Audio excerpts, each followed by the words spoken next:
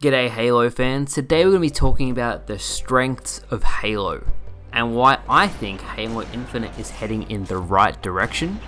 I mean this in terms of campaign, multiplayer, the sandbox, customization, and accessibility to new players. Halo has always had a very rich, diverse community. You've had people who enjoy the Halo campaigns, they love the extended story, the lore, the books, and every form of media and the entire universe. You also have speedrunners who love the campaign, pulling off amazing tricks to complete the game faster than it's ever been completed before. You even have people who pull off cool tricks in the campaign as well. You then have multiplayer, and there's so many diverse groups of people who play the multiplayer. You have competitive and social players. You have the competitive players who want to be professional and verse the best of the best and be the best. You have social, where people go to hang out and have fun. There's people who go for multi-kill. There's people who play with friends and do big team battle, play action sack and other fun modes. You also have incredible Forge, people who create amazing maps, unique maps, race maps. All the fun custom games we've come to know and love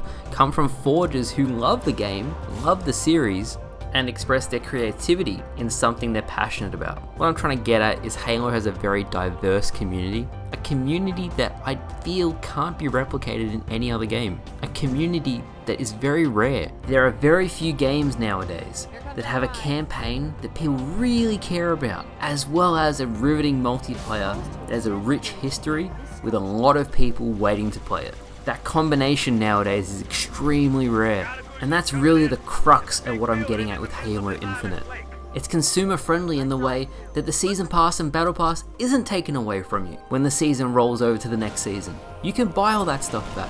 The level of customization is unbridled and unparalleled compared to any other Halo title that has been out there so far. The multiplayer sandbox is the most diverse sandbox they have ever offered. I spoke about it a lot last video, but the fact that I can grab a grapple hook and probably attach it to a Banshee and grab a flag and fly across the entire map is awesome. And just for the record, some people have been like, Remy, but you're not being critical of the game. What criticisms do you have? I can't make those criticisms until I actually play it.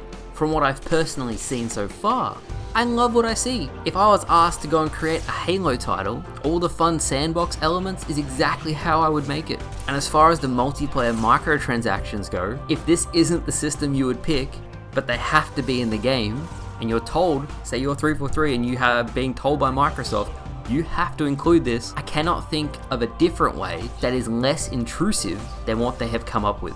There's absolutely zero pay to win, and it's all cosmetic if you want to buy it. The campaign looks emotionally driven, with the goal of creating an atmosphere similar to that of Halo Combat Evolved. And if you are new to the channel, Halo Combat Evolved is my favorite Halo game. Wide open expanses for a Halo title I feel like is Halo. Exploring a Halo ring is Halo. So I'll have more criticism when I actually get to play it. Then I'll break it down. Moving on to the hurdles that Halo Infinite still has to conquer. The biggest one would be cheaters. Almost every single free-to-play game that I can think of in recent time has had issues with cheating. Call of Duty Warzone, Destiny 2, even Halo MCC is starting to have them. Destiny 2 Trials is riddled with cheaters. Most Battle Royale games are riddled with cheaters. But ironically, one game actually sets itself apart. A game that still has cheaters, but nowhere near the level you'd expect from such a large game.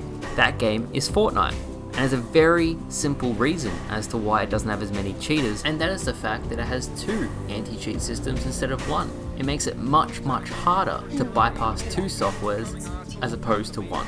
I did some research into this, and every game that has a lot of cheating in it only has 1 anti-cheat software, whereas Fortnite uses Easy Anti-Cheat and BattlEye, combining both of them to significantly reduce the amount of cheaters on the game. That is what Halo Infinite has to do. It has to have 2 levels of anti-cheat. 1 is not going to cut it, and for the longevity of the player base and the health of the game, that is what 343 has to do. Halo Infinite truly is a 10-year Halo game. We are going to need a very good anti-cheat software, especially if we don't want cheaters from all the amazing content that we as a community and 343 as a development studio are going to come out with. Can you imagine what's going to come out in 10 years? The game isn't even out yet, and the community is extremely hyped up. The amazing custom games and maps that are going to come out. I didn't even talk about it in the introduction, but all the amazing modded content that is going to be made. I can already tell there's going to be absolutely legendary mods that come out for Halo Infinite, and they'll just take custom games to another level on top of that. The campaign will have an extra level of replayability.